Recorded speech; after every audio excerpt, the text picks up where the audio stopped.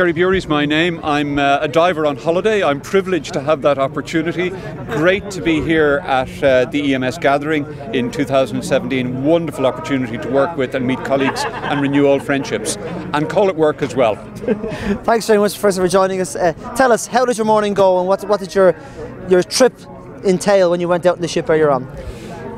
I suppose the first thing about the morning that struck me was the wealth and the depth and the expertise that was on show, and I very much enjoyed the talks that I had the opportunity to sit in on.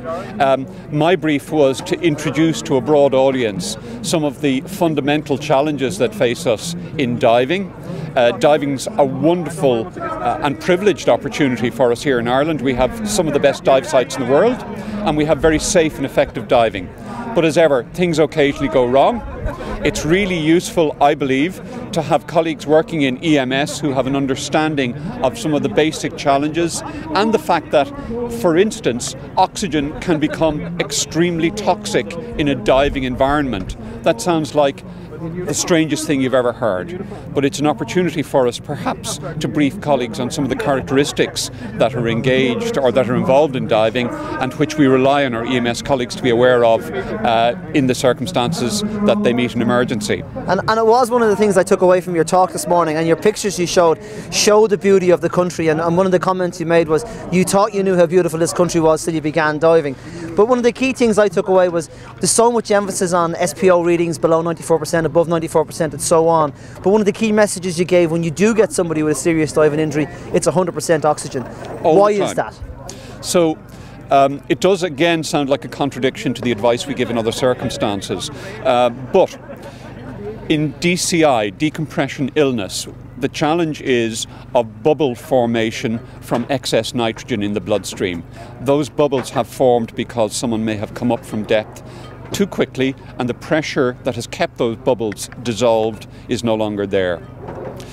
Oxygen does a number of things. One, there's some evidence it reduces the size of bubbles in circulation, which is important.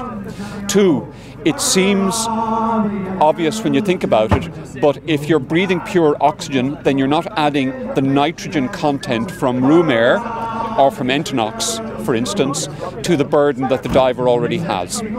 Very, very good.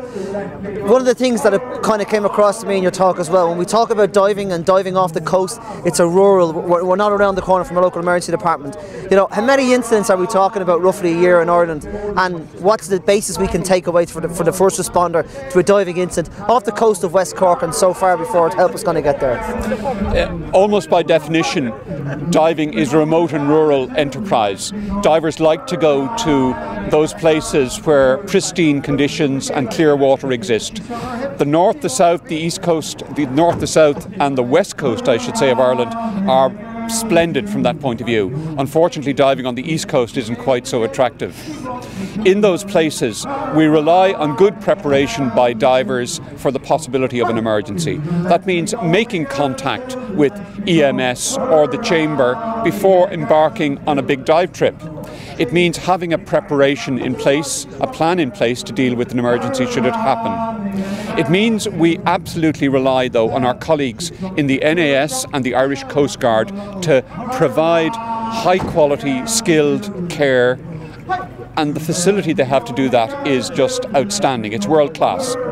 So helicopter responses in this island are now at a superb level, and we are served by a level 1 centre for recompression in Galway and another in Craigavon, which provide excellent recompression facilities across the island.